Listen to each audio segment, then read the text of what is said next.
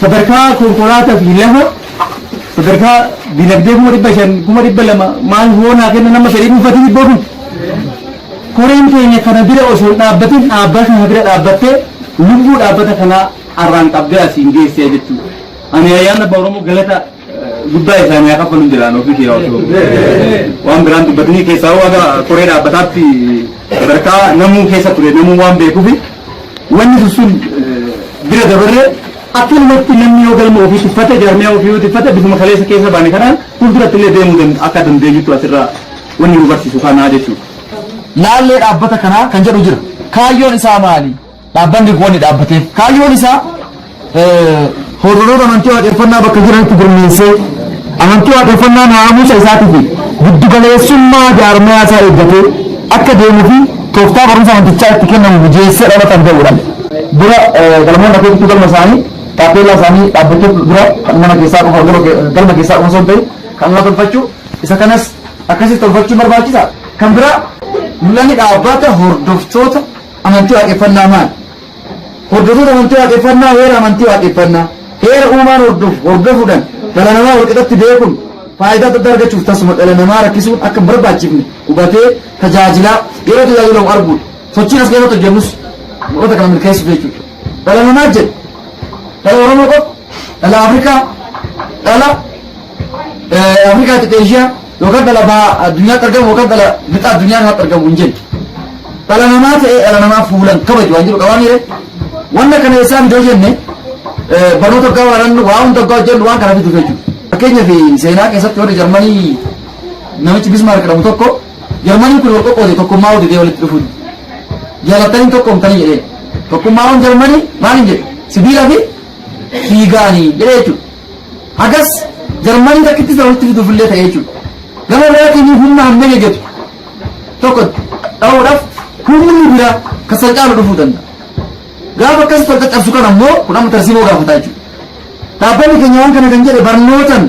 dhalli namaa kun bilchaatee hubatee rakkoo irraa baree muuxannoo irraa baree dhugaatti deebi'ee wal jala yaa'uu wal tokkoomuu danda'a. Tokko namaa bitee dhala namaa gurguruu kana hambisaa kan jedhu qaba malee yoo garee kan nama shororkeessaa nama dhiitaa jiru kun humna waraana addaa qaba. Humna waraana kana caalutti ijaarree waan san goonaa miti jechuudha. Mitiire akka amantaa keenyatti jechuudha. Yoo waan san lafaa kaafte nama miita dhugaa miita dhiiga gannay miidha madhu kanaan furmaan hin dhufu deebitee erguu biraa biratti feetu rakkoo san galta akka heera uumaa jedhama heera uumaan hordofuudha akka heera uumaa dhugaa qofatu nama jiraachisaa jechuudha. Dhugaatti qofu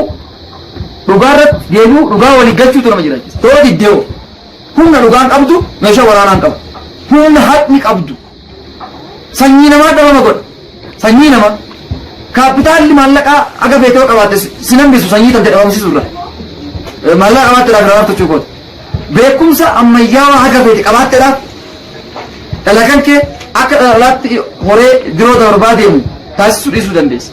Wanni waan sansi taasisu haqaa jechuudha dhugaa. Kanaaf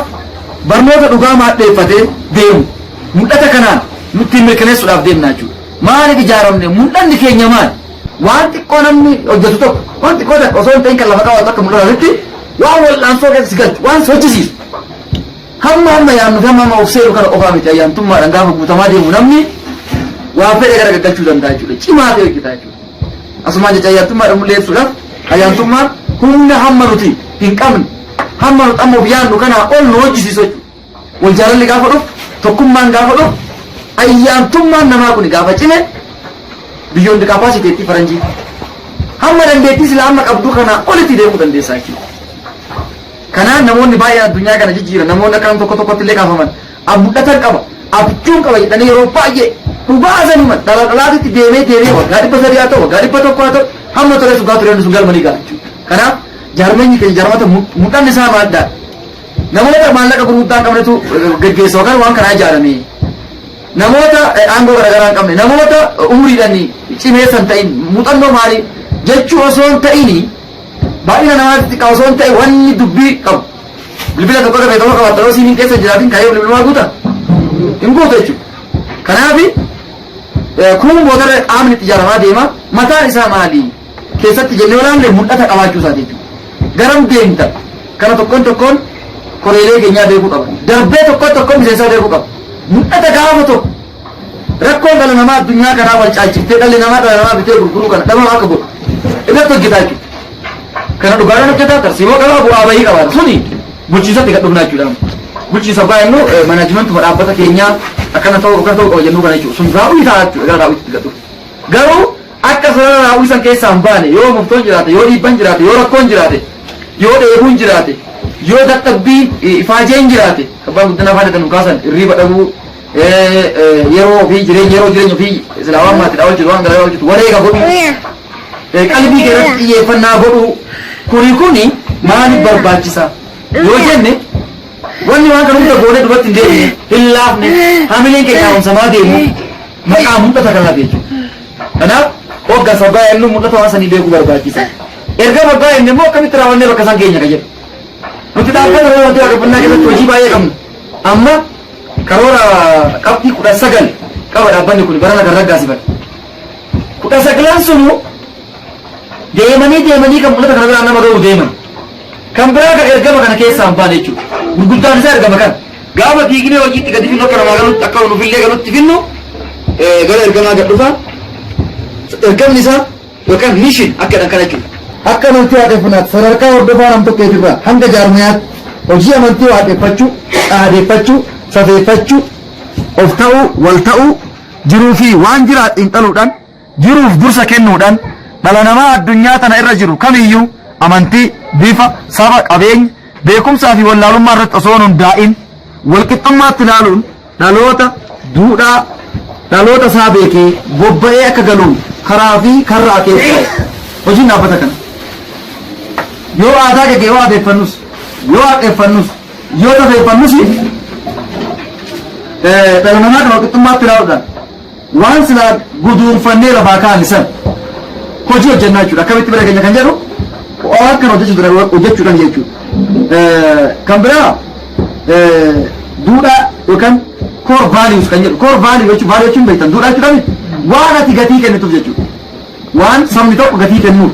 waan warri ijaarame kun gareen ijaarame kun gatii kennuuf value gatii hoggaa jennu duudhaa jechuudha nuuf mun oromootillee duudhaa jedha wanni inni gatii kennuuf jechuudha kana keessatti heera fi seera amantii keenyatti wal jala yaanaa aadeeffachuu safeeffachuuf waaqeffachuuf dursa kenninaa dhala namaa walqixa uumaa waaqaa ta'uudhaan laalla dhugaa fi waaqatti amanuun amanam barnoota waaqeffannaa sagantaa qulqulluu warra abbaa oromoo yookaan gadaa oromoo barree wal barsiisuudhaan mul'anna nagaa fi naandeenii irratti walii gallaa'e waan kana qabachuun daangaa nu tolcha sassaabamnee anniisaa keenya yaada qalbii keenya bakka tokko irratti xiyyeeffannee akka tabba tokko ba'an nu taasisaa jecha walitti quufoo jechuudha naandeenii dhugaa'e inni soo hojjete kun soddoo hojjete hangina qabaachuu danda'a kana yaada san deemuu dhiisuu danda'a waan hojjeteef gatii kenniteef bakka irraa gatiitti guutaa deemta malee karaa qeeqaa karaa dabaasan deemuudhaan gara waa nama caccabsuutti hin deemu jechuudha wanni keenya kun bu'uurri isaa kanaaf waa kanaan deemnaa jechuudha egaa hoggansa abbaa jennu nama nu hin deemne inni of dura kaawwanne tokkoon hogganaa ta'uu jechuu dandeenya namni of ta'e kamuu garuu hoggana maatii ofii haa ta'u jireenya isaatti illee haa ta'u hoggana hoggaa jennu kana maaliif kana jenna hoggaa jennu itti gaafatamummaa fudhataa jechuudha itti gaafatamummaa dhuunfaadhaan anis na laallata jenna yoo ani laafe yoo hojii tokko hin dhaqqaba jedhee lafarraa harkise dhaabbata kana qaawwa sareen seentee waraabessi seenaadha qaawwa ittiin qori rukutu qaawwa ittiin qoromni dhiibbaa irraan ga'u sun ittiin dhiibu tokko itti baneetan jira jennee ofirratti beekuu qabnaa jechuudha kanaaf tokkoon namaatti gaafatamummaa gaafatu waan kee jedhee gaafa bira dhaabbatu akkasitti cimaa jechuudha kana wanni tuqee fi dhaabbata keenya jalatti caayaan jalatti hojjennu mul'ata ergamaaf duudhaa kaayyoo isaa waliin galmaan ga'u kaayyoo kam jiddugaleessummaa san deebisee mataa godhatee hooggansa godhatee deemuu dhaabbata keenyaa yookaan jaarmiyaa keenyaa kana deebisuudhaaf carraaqqii waan kana taasifna akka amantii waaqeffannaatitti hooggansa amantii waaqeffannaatirraa maaltu eegama kun amma naamusaanis wal qabataa hojii bulchiinsaa yookaan maanajimentii jennu hojjechuu irratti illee in dhufaa waan amma duudhaa jennee kana hojiirra oolchuu jechuudha kun gabaabumatti sagaleedhanis ijaanis waan tokko deddeebi'anii iddoo hojjetu irra deddeebiin tuni gatii ishiin qabdanii bakka tokkottis waan arguuf jechuudha irra deddeebitee daa'imni tokko abbacaa isaa lakkaa yoo nama qubee kan maayootti baranne deddeebi'aa barreemmoo hin dhiifne hina ittiin ijaaruu baay'ee qabne jecha ittiin ijaaruu jalqabna garas ceelee ittiin hojiirra oolchaa deemne jechuudha nutis waan dubbannu waan wal barsiifnu kan hojiirra oolchaa shaakalaa yoo deemne jijjiirraa amalaa garamitti jijjiiramu kan akka waan waaqeffataa irraa eegamu nama safuu eeggatu nama qajeelfama dhaabbataatiin deemu soddoma uumaa hambaa hojiirra oolchu ta'uu gaafa jalqabdu namatti illee dulfaattaa namatti illee dulfaachuu jalqabu abbaan argee yoo siyaman abbaan argee yoo dhaabbata keetti sora kan keeqee atillee garagaltee akkasuma ofiin jennaa gariin huddee hoggaa hojii kiseen ta'uu agarta hundumaaf keetti waan argaa jirru jira aga sochoon waan argaa jirru jira tokko lafeessi akkasiisaa jiru oromoon akka hoggaa jedhee waan taane godhe bubbulee garuu nda'u tokko immoo yoo dideetuma jibbanuma duuchaa tokko irratti siis barbaachisu dhaabbanni kun akkamatti maali qabdi tokko dhiirin kaa'usi tam jedha cillee keessatti ta'u suni gaafii biraas dhumaa jechuudha gaafii lafeedha kanaaf waan namni tokko jedhu tokko hanqina dhaabbata keetii osii kaasan hanqina dhaabbata keetii nama hojii hojjetutti walitti madhuutti sirreeffata sitti hanqina koree keetii walitti madhu sirreeffata sitti wanni kun galabaa nama godheet ulfaatina namaa kana nama miidhaa jechuudha irraa barachaa akka deemnu waan waliin hojjetanii waliin sirreeffachaa deemu jechuudha kanaaf wal barsiifannaa jechuudha nutis kanaaf amma hoogganaa amantii waaqeffannaa irraa maal ta'e gama hoogganaan galamaa hooggansa dhaabbata keenyatti koreen hooggana dhaabbata keenyatti gama biraatiin galma keessatti akkuma dhaabbanni kun amma carraaqni godhu guddaan hooggantoota baay'ee oomishuu barbaada wanni carraaqaa jirruuf illee hooggantoota baay'ee oomishuu ittiin bulmaata dhaabbata keenyatti irratti illee daangeeffama qaba aangoon namni hooggana itti gaafatamummaa namni baatee deemu nama tokko waggaa ture hojii bilchaatu ta'uu danda'a waggaa itti hojjetuu danda'a deebi'ee nama bakka bu'u barbaachisa waan san gochuudhaaf tokkoon keenya itti gaafatama fudhannee shaakaluu qabna hojii kanaaf asitti itti gaafatama koreelee galmaa waliin galmaa kanarra yeroo keessaa filanna bakka biraatiin finnu furmaata keenyaafis asuma arganna jennee yaadna waan ta'eef nama bakka bu'u nama eegalee bilchaatee dhaabbata kanaan deemullee asuma argannaa jenna dhaabbanni kun koree eegalee dhaabbata kan hooggantu oomishuu ta'e hojiin isaa warri waayuu galmaa'oo hojiin keessan guddaa ammaa'e isinis fakkeenya taatanii hoogganaa cimaa taatanii gorsa bargaarii fudhattanii muuxannoodhaan gabbifattanii nama boru galma sana hoogganu osoo nan jiraachuu baadde osoo nan biyya jiraachuu illee baadde rakkoonis haa ta'u tolaanis odoo itti gaafatama biraadhaan ol darbe jennee yaaduu qabna odoo boru hojiin babal'atee dhufees nama bakka kiyya bu'ee nama kana hoogganu jedhanii hoogganaa biraa galmoota keessaa oomishuu qabna warri waayuu galma warri koree galma nama oomishuu qabna jecha akkasitti egaa dirqamni itti gaafatamummaan keenyallee kana fakkaata qajeelfamni wanti kanaa beekuu fi ittiin jiraachuu yookaan ittiin deemuu waan nurraa eegamu jechuudha waan jennu tokko amma bilchiin yoo dhabame ogguma aarte wanno giloori jette faranjiin olaantummaa immoo keetii tokko waan tuqamsi fakkaate dhiirummaa fakkaate qab jettee waan gochuun dhaluu dhabuu dandeessaa jechuudha kabajaa kiyyaa akka daadhititti aanii yeroo lafaa ol ta'uu Ugaan yoo ta'u kana heerri soddomni maan baadde soddomaan baay'ee irraa dhaabbadhee gaan fam jedhu heera kana jalan bullee aboo soddomni maan baasee haa eegoodhan deebuu qabamu jire kanaaf akka bilchina dhabni nu godhu yookiin akka onneen nama godhu namni onnee ofii kana waan dubbatu waan hojjetu yoo haa keessatti of to'achuu dandeenye dhugumatti bilchina qabu namni kana waan ta'eef heera lafa kaawwanne qajeelfama lafa kaawwanne walgahii ji'aatiif mari'annee bilcheeffannee lafa kaawwanne jala bunu qabna ittiin jiraachuu qabna nama akkasitti waan san hojiirra oolchee garagalee namaan hojiirra oolchaa jedhee nama labii danda'a waan keenya immoo yoo nuti lafa kaafannee ittiin of kabanyee ittiin wal kabanye qaamni biraa qaamni sadaffaan እነሱ እኮ waaqeffataa ናቸው እነሱ ራሱ መጀመሪያ ድርጅት dhaabbata mataa fi danda'e akka warra akkanaatti siin jedha akka harka qoositti lallaaqochuu akkamaatti siin hin jedhu maaliif situ wal kabajee situ of kabajee situ wal kabajee waanuma hundaa ol immoo heera kan kee yoo kabajju wal jala yaansa kee yoo cimu qaawwi ittiin naamusa haa ta'u dhaabbata sana jeequu waan hin jirreef ulfinniif kabajaa dhaabbata sanii gabbataa deema as keessatti qajeelfama amantii kanaa beekanii wal jala deemuu barbaachisaa jechuudha akkaataa dambii ittiin bulmaata dhaabbatichaa dhugaarratti hundaa'u safuu fi duudhaa uummataa eegu koree waliin hojjechuu fi walitti dhufeenya gaarii fi jaalalaan kan ayyaantummaa hoogganu ta'u jaalalli maali yoo jenne ayyaantummaa jechuun humna cimaadhaan jedhee humna hammaatiin damtee hammaatiin seene ol waa sirgisiisu ayyaantummaan kun maaliin gabbata jaalalaan gabbata eegni dhiqee qabdana jedhu hanqina walii walitti mee sirreessu osoo hin ta'ini Eka tuffiti fi eka akka rabboota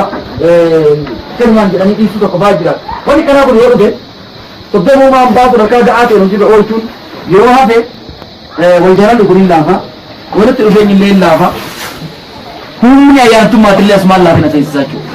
Humni ayyaantummaa keetii gaafa laafu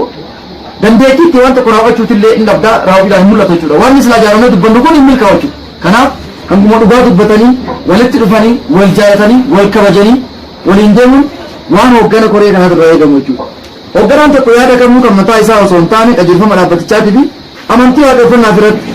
naamusa namummaatiin kennuu qaba jechuudha. Yaada yoo kennu akkanatti fakkaate ana kanatti fakkaate jedhee deemu osoo hin ta'in qajeelfama karaa isa oofu kana dhama karaa miti jedhu xiinxalee yaadee tasgabbaa'ee nama dubbatu ta'uu qaba. Yeroo isaa kan kabaju amma yeroo baay'ee galmarratti sagantaa galmatti mul'achuu danda'a jechuudha. Ani sagantaa tokkotti hanqina kana qabaachuu hin danda'a. Hanqina qabaachuu sana ofirratti beekanii fooyyeffachuunii fi hanqina sana qaban ofirratti hin qabneetitti of laaluun tokkoo miti. Waayyuu galmaa yoo ta'e hagamta akka dursee dhufee waan galmi qabu waan galma barbaachisu hunda guutee mul'ata yeroo kabajuu gaajjiru. Gaafa walgahiin jiru hoo leenjii kanaaf galatooma wayyaa ulfaadhaadha kaleessa galgala yeroo seenuun sun har'a akkasirratti gaggeeffamuun taasise jechuudha. Yeroo dabarsanii gaa dhufan yaa'ii walii galaa irratti yeroo dabarsan yeroo kabajuu dhaban keessatti immoo hooggan yoo hooggan hin kabajini qaamni biraa kabajuu dhiisuu danda'a jechuudha. Kaayyoo dhaabbatichaa galmaan ga'uuf cimee kan hojjetu yeroo kabajuun baay'ee murteessaadha jechuudha. Kan biraa iddoo oolmaa isaa akka sirreeffatee fi waan hawaasichaaf fudhatama hin qabne irraa of eegu. Iddoo oolmaa akka jennu waan uummanni gatii kennuufis ta'uu danda'a. Waan immoo kaayyoo waan kanaatiin wal qabatu kaayyoo dhaabbata kanaatiin wal qabatu bakka inni oolu jechuudha. Namni bakka oolu fakkaataadha. Namni yeroo baay'ee galmatti deddeebi'u hoogganni yeroo boqonnaa isaatti illee galmatti dabarsu. Fakkeenya tokko fudhachuudhaaf hojiin jirraafis miti. Abbaan guddina deebi'ee galmatti goosatti. Akka nama hojuma kooti jechitti gatti taa'uun suni galmi sun akkachitti akka ijaaramu godhe jechuudha. Koreen kun deemeetiin bobba'eetiin garaa maalisin jedha. Akka gaafa manguddoo obbo Dogalee Abdiisaa fa'aa walitti dhufnuutitti namni galma oolu hin jiru. Dilbata galma hin dhaqaanamni hin jee karaa maaliin jedha hin deemaa jechuudha. Barbaachisaa ta'e koreen tokko takka waliin agarti cimaan turre. Booddee deebi'anii bakka san taa'uun yeroo boqonnaa qaban maalis galma dabarsuun kuni maal fida? Sammuu namaa keessatti galma kan jedhu saffisa. Amma galmaa wadeetu na jettee waggaa gaafattallee si himaa jechuudha warra faasfaa biraatillee warri amantii biraatillee waaqeffataa wachuu siin jedha waan biraati. Hubatalee miti qaamni bulchiisaa qaamni poolisii qaamni garaagaraa yoo ati amantii kanaan gurmooftu qaamni bulchiisaa qaamni seeraa maal wanti kun bakka jedhamu jira wanti kun amantii miti bakka itti jedhamee ka ufaa jiraa miti jalqabatti yoo galmu hundaa'u fa'a. Hawaasa keessa wanti kun akkatti margee yoo deeme akkuma kiristaanaa akkuma musliimaa jedhee waan yaaduuf jiraa socho'uu jalqabaa jechuun lubbuu godhatee qixxee gama biraatiin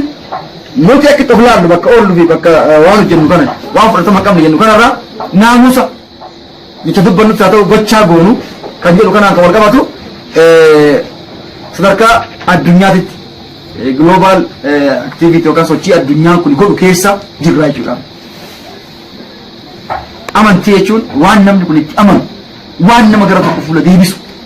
waan jaarmaya cimaa tokko qabu jaarmaya cimaa sanuu jaarmaya dhaabbilee garaagaraa caalu jaarmaya dhaabbilee siyaasaa caalu jaarmaya dhaabbilee daldalaa caalu jaarmayaan amantiidha. Maaliif jettee naan jettan Awurooppaa keessatti jaarmayaan siyaasaa baay'een kufee ka'eera. Amantiin kaatolikiidha rasuma jiru kiristaanummaa ilaalcha jechuudha. Biyya Arabootaa kan keessatti mootummaan baay'een dhaabbileen daldalaa gurguddaan kaampaaniin baay'een kufee ka'ee jijjiiree maal jedheera. Kanaaf jedhamanii jiran dubamu damsi hin jiru. Amantaan islaamummaadhaa jaarmayaan isaa bakkuma jira. Kanaaf jaarmaya akkatti dhalaraatti jijjiiramne uumuudhaaf waan deemnuuf ammaa waan san keessa gallee waan jirruuf yoo ofirratti beekuu dhaba faa ta'e malee waan tokko waan biraattinis madaaluun qabnu waan amma gartanii akka mana kaanatitti gamoo nuun ijaaramne akka dhaabbilee amantii kaanatitti kaartappilaan hojjetamee akka beekamtiin keenya nuun guddanne namoonni waaqeffataa ta'an sochii siyaasaa gurguddaa keessatti yookaan sochii dhaabbilee daldalaa gurguddaa keessatti jiraatanii tumsa tokko tokko nuun godhanii jennee gatii ofii irra qabnuu fi kaayyoo lafaa kana akka xiqqeessuu hin qabnu. Doktoroonni PhD profesoroonni baay'een waan hin jirreef jennee laaffisuu hin qabnu. Nun barbaachisanii miti namoonni keenya waa muuxannoo qaban waa baratan waaqeffataa ta'ee tajaajila dhufee rakkoo hin qabu. Kan inni achi barbaadu garuu haamilee keenya fi laalcha keenya gatii keenya gad of qabuu qabnu yaadatu waa ijaaraa jechuudha. Maal jetti faranjoonnis form follows thought jedha. Wanni foormii qabu tokko kompiitarri kun amma maal hordofee tolfan yaadatu dura jedhamoo kompiitara dura jira. Kompiitara kana uumuu dura jira miti yaada kompiitara kana uumuutu dura jira jechuudha. Kaayyoo uumuu qabu sammuu meeshii tolchitee lafa gootu. Fakkeenya gabaabaa asumatti irra waan ta'e kan galma malkaanaa jaa guddina baalee magaalaa roobee naannoo yuunivarsiitii madda walaabuu argamu kanaan reefu deeggarsaa goonu jenne bakka salaayaa kana asumatti agarree miti irratti keenya ammasitti yaadni keenya walitti galeef kaayyoo tokko waan hubanneef waa sarraa wannaa jechuudha. Kanaaf karaan karmaa jechuudha kan waan biraatti godhuudha. Namni lafatti qaqqabatee ol fuudhee fe'ata. Waan ta'eef iddoo oolmaa keenya sirreeffachuu waan fudhatama qabu irratti xiyyeeffachuu dhugaa leebuluudhaaf dhugaa dubbannee dhugaa hojjennee dhugaa argamsiisuudhaaf dhugaan keenya illee haa guddatu dhugaa jennu dura ofii keenya dhugaa sun hojjennee shaakaluu jalqabuu dandeenya.